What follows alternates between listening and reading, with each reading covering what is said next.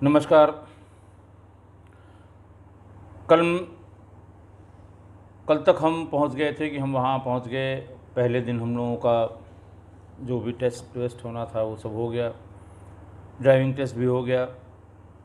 उसके बाद हेडक्वार्टर पे ड्यूटियों का चार्ट लगा कि ये चार्ट, इस चार्ट के मुताबिक आप लोग चलेंगे। अंतिम दिन था। होटल खाली करके और मकान में अपना मकान ढूंढ के शिफ्ट होना था। कुछ लोगों ने मकान ढूंढ लिया था और अपना सामान उस होटल के स्टोर रूम से ले आए थे और रहना शुरू कर दिया था। हम भी इधर उधर भागे, लोगों से बातचीत की, पुराने लोगों से बात की। मध्य प्रदेश के एक अधिकारी वहाँ पहले से थे, पहले वाले कंटिजेंट में, और 6 महीने से वो वहाँ रह रहे थे। उनसे पूछा मैंने, उन्होंने कुछ नंबर दिए कि ये हैं यहाँ पर जो ब्रोकर हैं, उनसे बात कर लीजिए।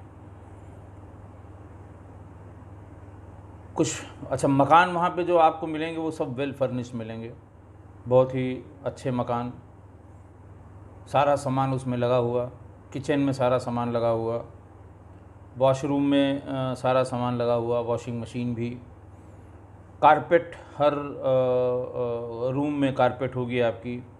शू रैक वहाँ पे बहुत ज़रूरी होता है क्योंकि जूते आपको हर हाल में बाहर उतारने होते हैं, जूते पहन के आप भीतर नहीं जा सकते हैं। उसका कारण बड़ा वाजिब सा था कि स्नो में जूते आपके गीले होंगे और दरवाज़ा खुलते ही आपको कारपेट मिलेगा, कारपेट ख़राब होगा, इसलिए जूते सारे बाहर उतारे जाते हैं। उनका अलग से एक केज बना होता है, आप वहाँ जूते उतार कर रैक में रख दें और जो भीतर की स्लीपर है उसको पहन के भीतर जाएं। प्रॉपर उसमें टीवी लगी होगी और जो रूम हीट करने का जो सेंट्रलाइज सिस्टम था वहाँ पर, जो सर्कुलेशन में वहाँ हॉट वाटर पाइप्स घूमते हैं, hot vapour pipes, hot water pipes, वो सब कमरों में लगे होंगे। जो हम लोगों को इंस्ट्रक्शंस थे कि सर्बियन इलाके में, चूँकि अल्बेनियन डोमिनेटेड प्रिस्टीना था, तो सर्बियन इलाके जो उसके अगल बगल छोटे छोटे जो पैचेस थे वो सर्बियंस के थे, ऑर्थोडॉक्स क्रिश्चियंस के थे। वहाँ पर आप कोशिश करिए, अवॉइड करिए वहाँ पर मकान लेने से, और ऐसे इलाके में लीजिए जहाँ पर आप सुरक्षित हों। तमाम ढूंढने के बाद एक मकान वहाँ से हम लोगों के हेडक्वार्टर से कोई 1-1.5 किलोमीटर होगा, लेकिन बहुत स्टीप चढ़ाई थी। एक पहाड़ी के ऊपर बसा हुआ एक छोटा सा मोहल्ला था जिसमें बहुत ही दूर दूर बने हुए कुछ मकान थे। उन्हीं मकानों में से एक जो बुज़ुर्ग से जो मकान मालिक थे, उनको ब्रोकर ने लाकर उनसे मिलवाया और उन्होंने भारतीय करेंसी में करीब 3-3.5 हज़ार रुपये के आसपास, 4 हज़ार रुपये के आसपास, 2 पार्ट में था वो। कॉमन उसका किचन था, बाकी सारा सेटअप उसका अलग था। दूसरा पार्टनर ढूंढने के लिए कहा गया। इसी बीच हमारे साथ जो आए थे इंस्पेक्टर चमोली, जो अब रिटायर हो गए हैं, वो पहले भी शायद मिशन में जा चुके थे कहीं पर, तो उन्होंने वो भी ढूंढ रहे थे। मैंने उनको बताया टेलीफोन से, वो आ गए, देखा, और हम लोग भी पस्त हो गए थे कि कल से अगर होटल में रुकना पड़ेगा, होटल का चार्ज बहुत अधिक है। तो हमने उनका मकान तय कर दिया। वो जो ब्रोकर था वो साथ ही साथ एक एग्रीमेंट फॉर्म सब पूरा भर के ले आया था। जल्दी जल्दी हम लोग अपने जिन लोगों की ड्यूटी थी उस समय गश्त की या दूसरी ड्यूटी, उनसे रिक्वेस्ट करके गाड़ी उनकी मंगवा के 3-4 राउंड में अपना सामान सब होटल के कमरे से लाके हम लोगों ने उसको व्यवस्थित कर लिया।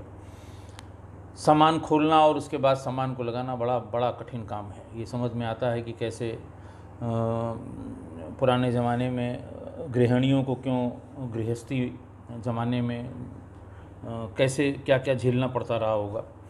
तो वो सामान खैर काफ़ी टाइम लगा। अगले दिन सुबह हम लोगों की फिर वो गश्त की वहाँ जो ड्यूटियाँ होती हैं वो लगाई गई थी। नए नए जो भी कंटिजेंट जाते हैं उनको, अगर वो पुराने नहीं हैं तो सबको गश्त की ड्यूटी में फेमिलराइजेशन आपको अपने पूरे इलाके से रूबरू होने के लिए, पूरे इलाके के बारे में जानकारी जानने के लिए अलग अलग जगह पे, अलग अलग कस्बों पे आपकी ड्यूटियाँ लगाई जाती हैं।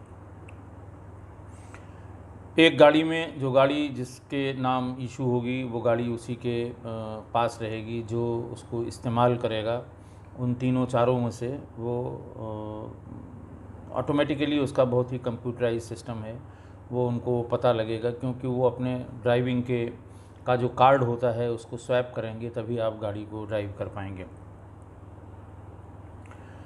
तेल भराने के लिए भी उसके डिजिग्नेटेड पेट्रोल स्टेशंस थे, गैस स्टेशंस कहते हैं उनको, वहाँ पे जाएंगे, वो कार्ड आप स्वैप करेंगे और फिर आपकी गाड़ी में जो भी जितना भी रिक्वायरमेंट है, क्योंकि वो देख के बता देंगे कि इतना तेल है इसमें, इतना और भरने पर ये फुल हो जाएगा, वो तेल आपको भर देते हैं। बहुत बहुत ही इसमें कहीं कोई काम मैनुअल नहीं था, सब चीज़ें कंप्यूटराइज थी। गाड़ियाँ बहुत अच्छी थी और हम लोगों ने अपना उस दिन भागे दौड़े, एरिया को समझा। खाना खाने में बहुत ज़्यादा दिक्कत नहीं हुई, क्योंकि अभी जो सामान हम लोग ले आए थे वो पर्याप्त था, कम से कम 1 हफ्ते हम उसको खा सकते थे। जो रेडीमेड चीज़ें लाई थी, हालांकि जो सब्ज़ी और पराठा जैसी चीज़ हम लोग वहाँ रेडीमेड लाए थे कि उसको पानी में उबाल के आप इस्तेमाल कर सकते हैं, वो बहुत खाने में बहुत मज़ा नहीं आया, उसको बहुत अच्छा नहीं लगा, जिसको कहते हैं कि क्षुधा शांत नहीं हुई, जो भूख होती है या जो सेटिस्फैक्शन होता है वो पर्याप्त नहीं था। 2-3 दिन में ये महसूस होने लगा कि अब हमको घर का खाना यानी चावल और सब्ज़ी और रोटी, इन सब के बारे में सोचना होगा। सामान सब निकाल के हम लोगों ने अलग रख लिया था और किचन में भी सब था, किचन में लेकिन फ्लेम वाला हिसाब किताब नहीं था, सब इलेक्ट्रिसिटी के हीटर्स थे जो गरम तवे पे, हॉट प्लेट पे जितनी चीज़ें आप बना सकते थे। कुकर हम वैसे तो छोटा अपना ले आए थे, लेकिन बड़ा कुकर मकान मालिक के किचन में भी था। तमाम चीज़ें सेटल करके कुछ सामान रखा गया वहाँ पर, और पहले दिन फिर तय किया गया कि पहले खिचड़ी बनाई जाए, क्योंकि रोटी बनाने में दिक्कत थी। मैं तो खैर बिल्कुल नहीं जानता था, चमोली हमारे साथ थे, कभी अगर दोनों लोगों की एक शिफ्ट में ड्यूटी लगती थी तो खाना एक साथ बनाते थे, वरना खाना अलग अलग बनाया जाता था। तो वो भी बहुत ज़्यादा खाना, हालांकि थोड़ा बहुत तो बना लेते थे, लेकिन फिर वही हुआ उस समय उस पर नेट आप अपना ऑन करें। नेट भी बहुत महंगा था, कॉल बहुत महंगी थी, नेट बहुत महंगा था।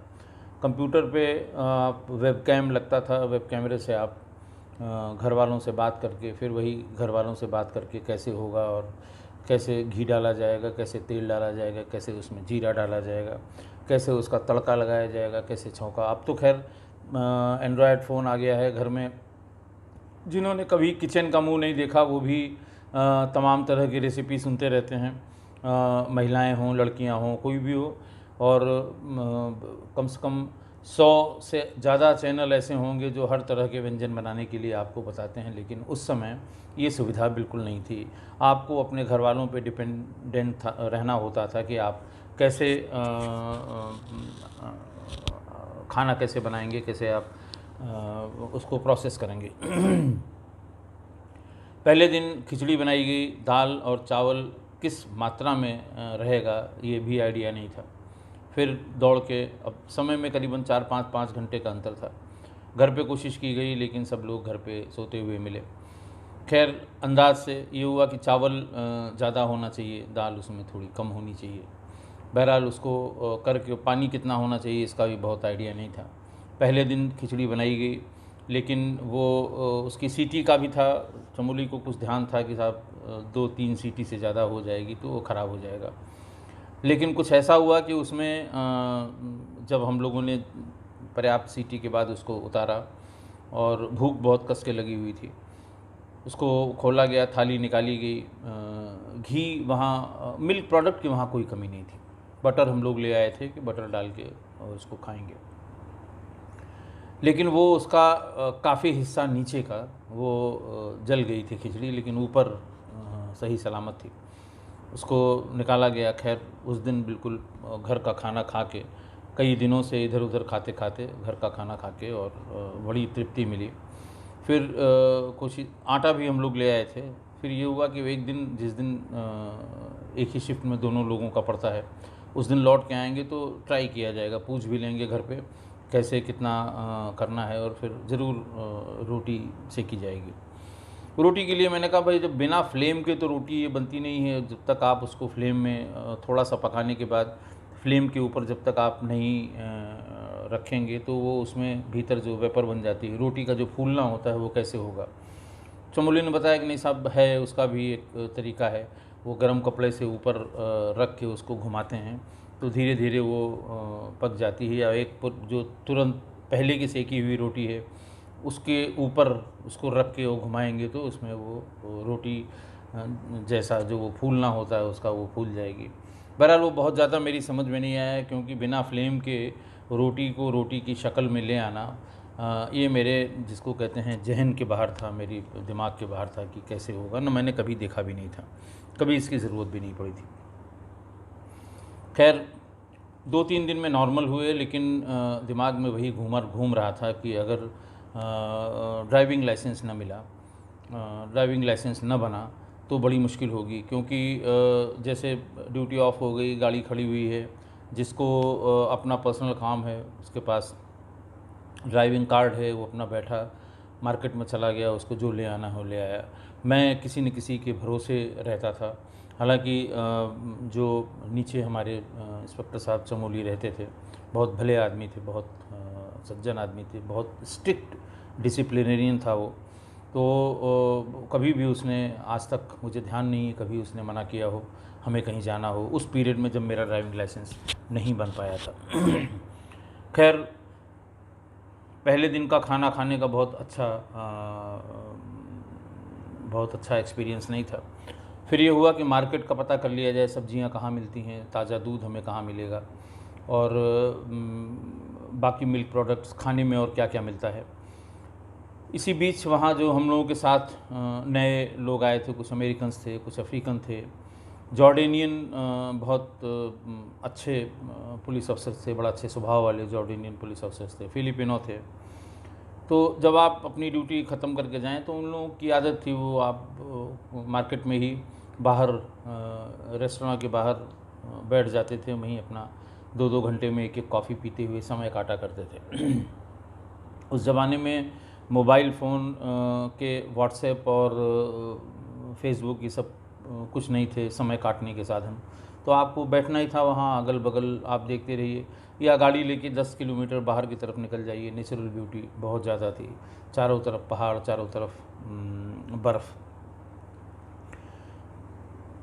कपड़े को सुखाने की बड़ी दिक्कत थी। पहले दिन बाहर की तरफ जैसे एकदम नए साफ़ किए हुए कपड़े जो उससे निकाले आपने वॉशिंग मशीन से, उसको सुखाने के लिए बाहर टांगने की आदत है हम लोगों को कि बिल्कुल गीले कपड़े भीतर टांगने का, क्योंकि नीचे उसमें कारपेट भी थी, तो क्लिप्स में उसको बाहर टांग दिया गया।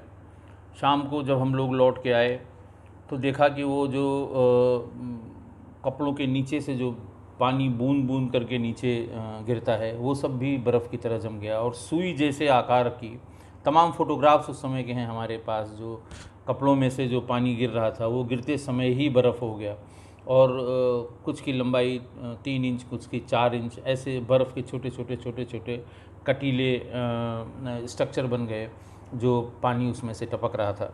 फिर कहीं से मकान मालिक ने देखा उसे, उनका रेसा भी कहा कि ये क्या कर रहे हैं, ये कभी नहीं सूखेगा बाहर। तो और उसको भीतर जो रैक था उसी में सुखाने की सलाह दी उसने कि आप इसको ड्राई कर लीजिए वॉशिंग मशीन में, और उसके बाद इसको क्लिप में लगा दीजिए। जब आप चले जाएंगे उसका टेम्परेचर इतना होता है कि ये कपड़ा आपका 4-6 घंटे में, 8 घंटे में, बहुत होगा 10 घंटे में सूख जाएगा। जब कभी धूप बहुत कस के निकले, बहुत अच्छी धूप निकले, तो ज़रूर आप इसे बाहर रख के सुखा सकते हैं। तो इस तरह की छोटी छोटी अजूबा बातें दिमाग में आ रही थीं। इसी बीच में हम लोग जाना शुरू हुए तो हमारे साथ, मैंने बताया था, दिल्ली पुलिस के होता साहब थे, और चमोली थे, चमोली नहीं थे, 2 लोग और थे हमारे ख्याल से, एक पाकिस्तानी था, एक कोई और था। मैंने आपको बताया कि मैं सबसे खुश हुआ था, जो सामान मैंने पूरा खोला तो देखा हमारा रजनीगंधा क्यों और तुलसी, इसके डिब्बे बिल्कुल इंटैक्ट थे ना। इसको सामान को, लगेज को कई जगह उतारने, चढ़ाने, फेंकने, कन्वेयर बेल्ट पे फेंकने, इसके कारण इनके पैकेट्स को, इनके डिब्बों को कोई नुकसान नहीं हुआ था, बिल्कुल पैक थे। उसको जाते ही पहले उसको खोल के एक डिब्बा उसका देखा गया, बिल्कुल सही सलामत थे। और जो अलग से हमने उसमें रखा था हैंड बैगेज में, जिसका इस्तेमाल प्लेन में हुआ था जब हम लोग आ रहे थे, तो नहीं रहा गया। चूँकि संख्या हम लोगों की ज़्यादा थी, तो ये मान के कि किसी को आपत्ति नहीं होगी, एक डिब्बा रजनीगंधा, एक छोटी तुलसी निकाल के जैसे ही खाना शुरू किया और वैसे ही डिमांड उसकी हो गई। और जो लोग वहाँ पे, उन्होंने कहा लाइए भाई साहब थोड़ा सा हम भी देखें, सर लाइए इसको ज़रा देखें। वो एक बार गया, जब वापस लौट के आधे घंटे बाद वो डिब्बा आया तो उसमें 1/4 रजनीगंधा ही रह गया था। मेरे दिमाग में ये घूम रहा था कि अगर इतने खाने वाले हैं उसमें भी, तो जब भी मैं इसको सार्वजनिक करूँगा, यहाँ कहीं मिलेगा नहीं, सार्वजनिक करूँगा तो लोग कहेंगे और मैं मना नहीं कर पाऊँगा। तो इसलिए मैं जब व्यवस्थित हो गया घर में, तो छोटे छोटे कागज़ के टुकड़ों में रजनीगंधा और तुलसी रख के जेब में रखता था और नज़रें बचा के खा लिया करता था। लेकिन यही डर लगता था कि पता नहीं यहाँ क्या सिस्टम है, क्या इसका कैसे हम, मतलब खाने के बाद लोग कैसे रिएक्ट करेंगे कि आप क्या खा रहे हैं, आपका मुंह का रंग क्यों लाल है, कैसे रिएक्ट करेगा ये गोरा आदमी, ये समझ में नहीं आ रहा था। उस दिन हम लोग जब गाड़ी में बैठे तो मैंने बताया वोता साहब को कि साहब मसाला रखा है हमारे पास। अरे बोले ले आइए, इसको क्यों आप परेशान कर रहे हैं। खैर निकाला गया और खाया हम लोगों ने। दोनों लोग, हम लोगों की वही गश्त की ड्यूटी थी और दिन की ड्यूटी थी। वहाँ से निकले और जिलान में हमको जाना था, थोड़ा दूर है वहाँ से। पहला उसका वो खाने के बाद आप बहुत देर तक उसके वॉल्यूम को आप बढ़ा नहीं सकते मुंह के भीतर, आपको उसे बाहर फेंकना ही होगा, उसे बाहर थूकना ही होगा। और वैसे भी जो ज्ञानी लोग हैं, जो आप किसी को पान खाना या पान मसाला खाने से मना करिए तो वो भांति भांति का ज्ञान आपको देते हैं कि साहब आप अगर उसको घोंटिए नहीं तो नुकसान नहीं करता, आप अगर पहली पीक आप बाहर कर दीजिए तो नुकसान नहीं करता। तरह तरह का ज्ञान जो लोग देते हैं, तो उन्हीं ज्ञानियों के ज्ञान से प्रेरित होकर मैंने कहा साहब अब इसको तो कहीं न कहीं इसका इंतज़ाम करना पड़ेगा बाहर। और आप यकीन मानिए कि पान मसाला थूकने के लिए या पान थूकने के लिए ख़राब जगह का क्या महत्व है, ये उस दिन हम लोगों को पता लगा। हम और होता साहब थे गाड़ी में, प्रदीप होता जी। तो अब हम लोग ढूंढते रहे, चारों तरफ सफ़ेद बर्फ़, सड़क पे भी सफ़ेद बर्फ़, अगल बगल पहाड़ियों में भी सफ़ेद बर्फ़। अमूमन क्या होता है यहाँ पर, जैसे मैं एसपी सिटी यहाँ था, जब यहाँ से छोड़ के गया था, पीछे गाड़ी में डिब्बा और पान मसाला रखा हुआ, खाया। बाईं तरफ ही बैठते हैं हम लोग, दरवाज़ा खोला पीछे एम्बेसडर का, नीचे उसको यथास्थान पहुँचाया और फिर बंद कर दिया। फिर आगे जहाँ कहीं से ज़रूरत पड़ी दरवाज़ा खोला और सड़क पे उसको स्थापित कर दिया, आगे बढ़ गए। अगर आप कहीं खड़े हैं किसी लॉ एंड ऑर्डर के मौके पे, आपको 5 फीट से अधिक दूर नहीं जाना होगा जहां आपको ऐसा स्थान नहीं मिल जाएगा जहां आप उसको पान की पीक को या पान मसाले की पीक को आप व्यवस्थित न कर दें। कोई न कोई नाली, कोई नाला, कोई ख़राब जगह, कोई ऐसी गंदी जगह जहाँ पे लोगों की नज़र न पड़े। लेकिन उस दिन हम लोग उस पहली पीक को, अब वो इतना भर गया कि ना उनकी बात मुझे समझ में आ रही थी, ना मेरी बात उनको समझ में आ रही थी। वो इशारा कर रहे थे कि अब आगे रोकता हूँ, वहाँ ट्राई करते हैं। बीच में 3-4 जगह रोका। फिर ये डिसाइड किया गया कि अब इसको फाइनली बहुत देर तक इसे बर्दाश्त करना ठीक नहीं है, और दोनों लोग उतरे। थोड़ा सा निर्जन जगह थी, मोड़ भी था कि आने जाने वालों को बहुत दिखाई नहीं देगा, किनारे करके, और हम लोगों ने उस पीक को व्यवस्थित किया।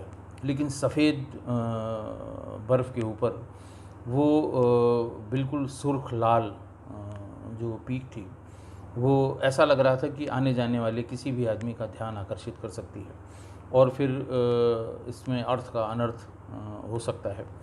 बहरहाल डरते डरते हम लोग फिर वहाँ से आगे गए, अपनी ड्यूटी करके वापस आते समय देखा तो उसमें फ्रेश बर्फ़ उसके ऊपर आ गई थी, लेकिन फिर भी ये लग रहा था कि नीचे कोई लाल चीज़ या लाल वस्तु नीचे है। तो मतलब पान की पीक निकालने के लिए ख़राब जगह का क्या महत्व है, ये हम लोगों को वहाँ जाके पता लगा। और फिर हम लोग हमेशा ये इस बात का जिक्र करते रहे कि भाई ये तो जब तक ये बर्फ़ का सीज़न 2-3 महीने का और है, ये जब तक है तब तक तो बड़ी दिक्कत है, ये क्या किया जाए इसको। और फिर धीरे धीरे करके जो इंडियन कंटिजेंट में, पाकिस्तानी कंटिजेंट में और बांग्लादेशी एक अधिकारी हमारे साथ थे, अब्दुल्ला, वो भी हालांकि वो खाते नहीं थे, लेकिन वो इसके बारे में सब कुछ जानते थे। जब भी साथ में होते थे तो वो कहते थे, पांडे साहब पान मसाला नहीं खाएंगे क्या आज? मैंने कहा आपको खाना नहीं है, आप क्यों? तो बोले नहीं, आप खाते हैं, उसकी जो खुशबू होती है तम्बाकू की, वो बहुत अच्छी सी लगती है। इस तरह की बातें। वहाँ और कोई काम था नहीं, ना कोई रिश्तेदार, ना कोई नाथ हित। फ़ोन इतना महंगा कि सबको फ़ोन करके हालचाल भी नहीं पूछ सकते थे। तो वही उन्हीं लोगों के बीच में अपने अपने पुराने जो एक्सपीरियंस हैं वो शेयर करना, पुलिसिंग कैसे किसके यहाँ होती है वो शेयर करना, इस तरह। और फिर या फिर घूमना टहलना। एक चीज़ और वहाँ मैंने बहुत नोटिस की कि वो 95% अल्बेनियन मुस्लिम्स का वो देश था, लेकिन वहाँ हमें कभी 7-8 दिनों में बुर्का पहने हुए महिलाएं नहीं मिली। जो बहुत वृद्ध महिलाएं थीं वही कभी कभी हिजाब पहने हुए मुझे दिखाई पड़ी। बाकी जो यंगस्टर्स थी, नई लड़कियां थीं, वो जैसे बाकी यूरोपियन लोग कम कपड़ों में घूमा करते हैं इतनी भीषण सर्दी में, वैसे ही उनका भी हाव भाव देखा वो देखने में।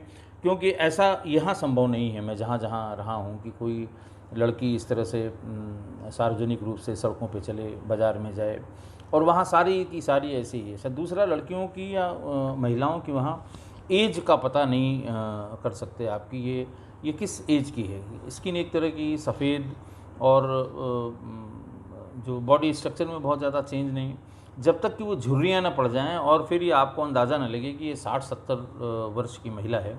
बहुत ज़्यादा एज का पता नहीं लगता। बाल्कन्स की कुछ वहाँ लोगों ने बताया कि कुछ यहाँ पर रेस, डिफरेंट टाइप की ये रेस है, ना यूरोपियन है, ना ये जो पहले उस ज़माने में बाल्कन्स की जो रेस थी वो लगभग सब जगह वहाँ से, अल्बानिया में, वहाँ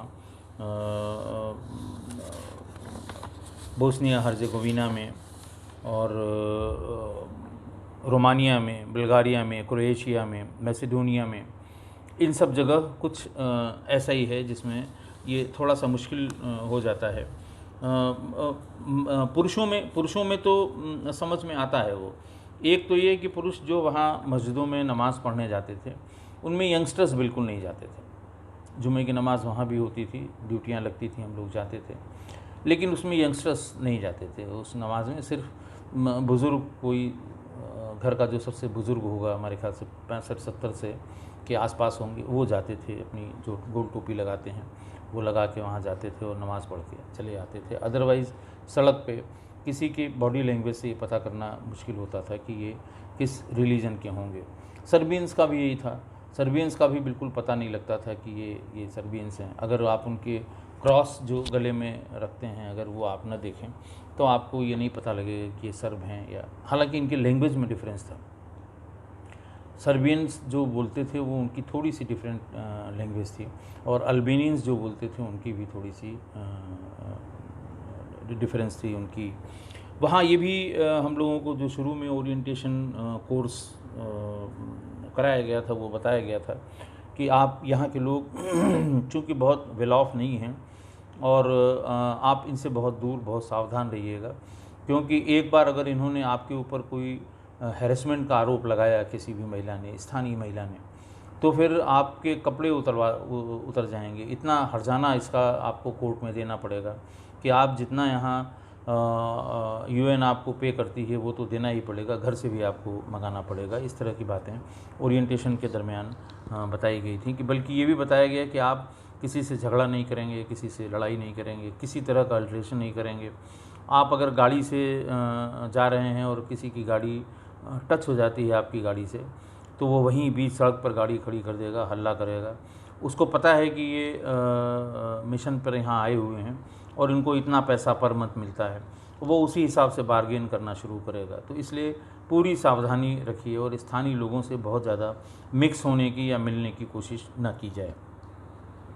तमाम इस बारे में किस्से कहानियाँ भी वहाँ जो बाकी देशों के लोग आए थे, खासकर जर्मन्स और फ्रेंच, ये तमाम जब बैठते थे तो जब पहले ये हुआ था 3 साल पहले फलां आए थे, 2 साल पहले फलां आए थे, उनका ये हो गया, इस तरह की बातें वो लोग भी वहाँ बताया करते थे कि ये यहाँ दिक्कत है, तो इनसे दूरी बना के रखना ही ठीक होगा। मार्केट्स हम लोगों ने देखा जाके वहाँ मार्केट्स बहुत महंगी थी। हमें अपने लैपटॉप के लिए, क्योंकि वहाँ जो मदर प्लग था जिसमें आपको अपना प्लग लगाना है वो चौड़े पिन वाला हुआ करता था, मैंने पहले भी इसका जिक्र किया है। तो आपको जो चौड़े पिन वाला जो डिस्ट्रीब्यूटर है वो लगाना होगा, और जिसमें आपकी गोले पिन वाले जो प्लग हैं लगाने वाले उनका प्रोविज़न हो। और वो एक एक प्लग 250-250, 300-300, 400-400 रुपये का चाइनीज़ मेक का आप ले जाइए। हो सकता है 4-6 दिन में वो ख़राब हो जाए, फूक जाए, भीतर से जल जाए, उसको वापस भी नहीं करते थे। बहुत ज़्यादा वहाँ एक्सप्लॉयटेशन था मार्केट में। तो हम लोग बहुत संभाल के धीरे धीरे जिसको कहते हैं कि अपने आप को वहाँ पर हम लोगों ने एडजस्ट किया। रोटी बनाने के लिए हफ्ते भर तो किसी तरह से उसको कभी गोली रोटी नहीं बनी हम लोगों से। 50% रोटियाँ वो फूल नहीं पाईं। सब्ज़ी बहुत अच्छी मिलती थी वहाँ, गोभी, आलू, टमाटर ये सब बहुत अच्छे मिलते थे, तो सब्जियाँ बहुत अच्छी सी बना लेते थे। और कभी कभी जब हिम्मत नहीं पड़ती थी कि अब रोटी बनाई जाए तो वही चावल, दूध ढेर सारा ले आते थे, बिल्कुल ताज़ा दूध, टेट्रा पैक में दूध, और बिल्कुल प्योर दूध। यहाँ जो पैक दूध आता है उसमें भी वो स्वाद नहीं आता, वहाँ बिल्कुल एकदम असली एडिबल्स में आपको किसी तरह की मिलावट नहीं मिलेगी, क्योंकि वहाँ मिलावट पर कैपिटल पनिशमेंट है। जितने मिल्क प्रोडक्ट हैं अगर आप उसमें मिलावट करेंगे, और बहुत बहुत बड़ा व्यवसाय है वहाँ। आसपास की जितनी कंट्रीज़ हैं उसमें ये चॉकलेट का सबसे ज़्यादा प्रोडक्शन वहीं के मिल्क प्रोडक्ट से, जो बड़ी बड़ी कंपनियां हैं सब वहीं आसपास की हैं। जो आपको एयरपोर्ट्स पे 1000 तरह की चॉकलेट मिलती है, सब वहीं का प्रोडक्शन है। कोसोवो से अगल बगल जितने भी देश हैं, क्योंकि बहुत बड़ी संख्या में पशुपालन का काम होता है।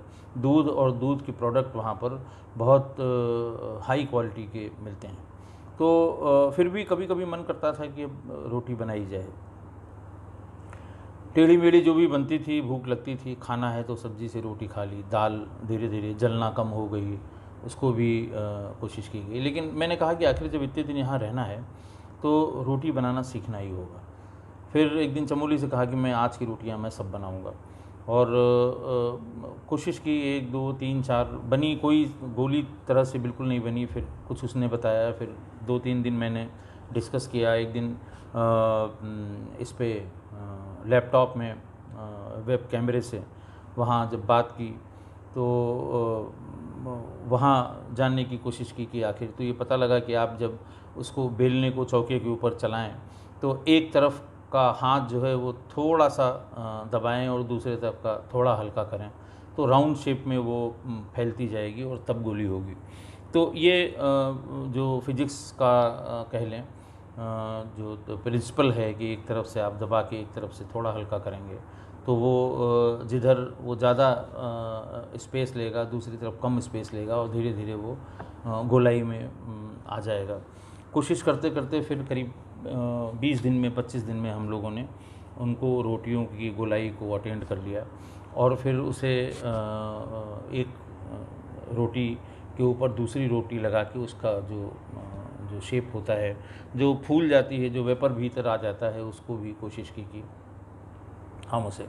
हालांकि जब यहाँ लोगों से बात होती थी तो उनको ताज्जुब होता था, बोले साहब आपको ड्राइवर नहीं मिला है, आपको फॉलोअर नहीं मिला है। ये पूरा कल्चर यहाँ वहाँ सभी देशों में है। और हम लोग जब कभी कभी, चूँकि हम संडे में भी काम करते थे, हम छुट्टियाँ अपनी इकट्ठा करते थे, लेकिन जो कोसोवो के पुलिस ऑफिसर थे, कोसोवो पुलिस के थे, वो अपना संडे को एंजॉय करते थे। जिस रास्ते से जहाँ से हम लोग आते थे अपने ऑफिस के लिए, उसी रास्ते में पुलिस कमिश्नर कोसोवो पुलिस का घर पड़ता था। और संडे के दिन कभी हम लोगों का वहाँ से 8-9 बजे निकलना होता था, तो हम लोग देते थे कि पुलिस कमिश्नर साहब अपनी गाड़ी बाहर निकाल के और पाइप के पानी से उसे बहुत अच्छी तरह धो रहे हैं। और हमेशा जब भी वो हेडक्वार्टर आते थे तो अपनी गाड़ी स्वयं ड्राइव करके, कोई गनर नहीं। एक चूँकि कमिश्नर को अनुमन है, पीछे एक एस्कॉर्ट उनके रहती थी जिसमें 2 आर्म जो MP5 लेके चलने वाले आर्म गार्ड्स हैं वो चलते थे, अदरवाइज़ गाड़ी वो खुद ड्राइव करते थे।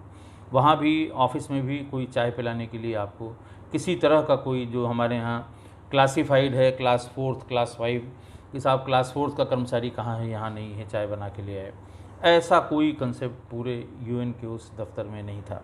आपको सुविधाएं सब देंगे, केटल वहाँ पर मिलेगी, आपको वहाँ कप मिलेगा, आप अपनी चाय बाहर से ले आइए, चाय के पैकेट्स बाहर से ले आइए, शुगर अपनी ले आइए और दिन भर आप चाय बना के पीजिए, कोई रोक नहीं है। लेकिन करना सब आपको पड़ेगा। कपड़े आपको अपने धोने हैं, सफाई अपने घर की आपको खुद करनी है, आपको किसी भी तरह का कोई एक्स्ट्रा आदमी अनुमन्य नहीं है। और ऐसा भी नहीं है कि आपके पास पैसा है तो आप किसी को वहाँ किराया उस पर रख लेंगे। उसका बड़ा लंबा प्रोसेस है। वो पहले रजिस्टर्ड होगा, फिर आपके यहाँ एज ए डोमेस्टिक सर्वेंट आएगा, कुछ पैसा उसका गवर्नमेंट लेगी मेंटेनेंस का, कुछ पैसा उसको देंगे। कुछ इस तरह के लोकल नियम वहाँ पर यूगोस्लाविया के ज़माने से चल रहे थे, जिसको चेंज करने की बात कोसोवो के अधिकारी कर रहे थे कि हम इंडिपेंडेंस के बाद हम बहुत ढेर सारे चेंजेस करेंगे। जो पहले जिसको वो बारबेरियन लॉ कहते थे कि यूगोस्लाविया ने हम लोगों पे बड़ी ज़्यादती की है, तमाम ऐसे कानून बना दिए हैं जो इम्प्रैक्टिकल हैं। तो इस तरह से वहाँ उसको समझना, थोड़ी सी वहाँ हलचल ज़्यादा हो रही थी।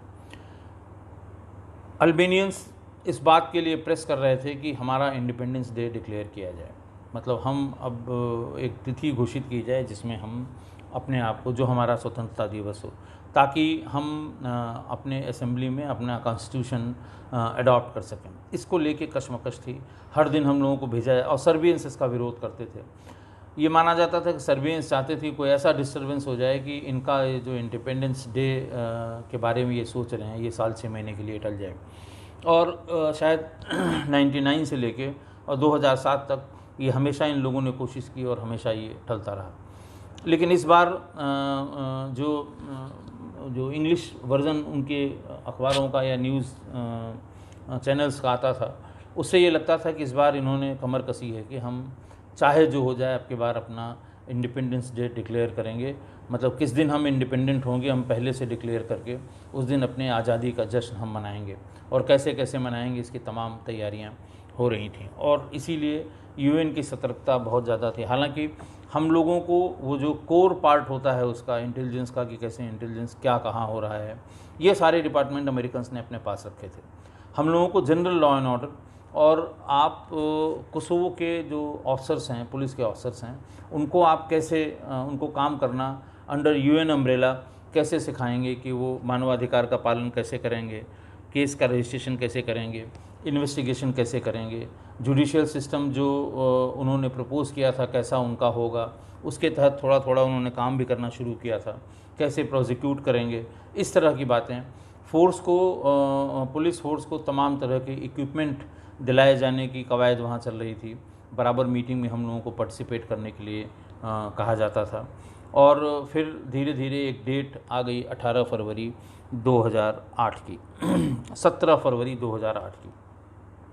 एक हफ्ते पहले ये डिक्लेयर किया जो लोकल नेता थे वहाँ कोसोवो के, कि साहब अब हम इस दिन मना लेंगे। हालांकि ये डेट तय अमेरिका ही करता हर बार, और सारे वहाँ अमेरिकन्स जो थे, जो हमारी टीम में था एक सैम रिनॉल्ड, वो हमको बताया करता था कि साहब इनके चिल्लाने से कुछ नहीं होता, जो तय किया जाएगा वो अमेरिका से तय किया जाएगा। उस दिन मैंने पूछा सैम से कि अब ये 17 फरवरी की बात कह रहे हैं, ये होगा? बोले नहीं, अब इनको दे देंगे, कि अब हमारे दोनों जो आर्मी बेसिस थे वो बन के तैयार हो गए हैं, हमने उनको नाटो के बेस की शक्ल दे दी है। अब हम इस रीजन में इतने स्ट्रॉन्ग हो गए हैं कि हम जब चाहें हमारे रेंज में ये जो रशियन कोलेब्रेशन वाली कंट्रीज़ हैं, रशियन डिपेंडेंट जो कंट्रीज़ हैं, वो सब हमारी रेंज में आ गई हैं। अब अमेरिकन्स को कोई दिक्कत नहीं है, हम फुल्ली प्रिपेयर्ड हैं, हम अब इनको दे देंगे। तभी हम समझ गए थे कि अब ये 18 फरवरी को अपने आप को डिक्लेयर कर देंगे। आज हमारे ख्याल से इतना ही। कल मैं इनके इंडिपेंडेंस डे के दिन यानी 17 फरवरी 2008 को क्या हुआ था ये मैं आपको बताऊंगा। बहुत बहुत धन्यवाद।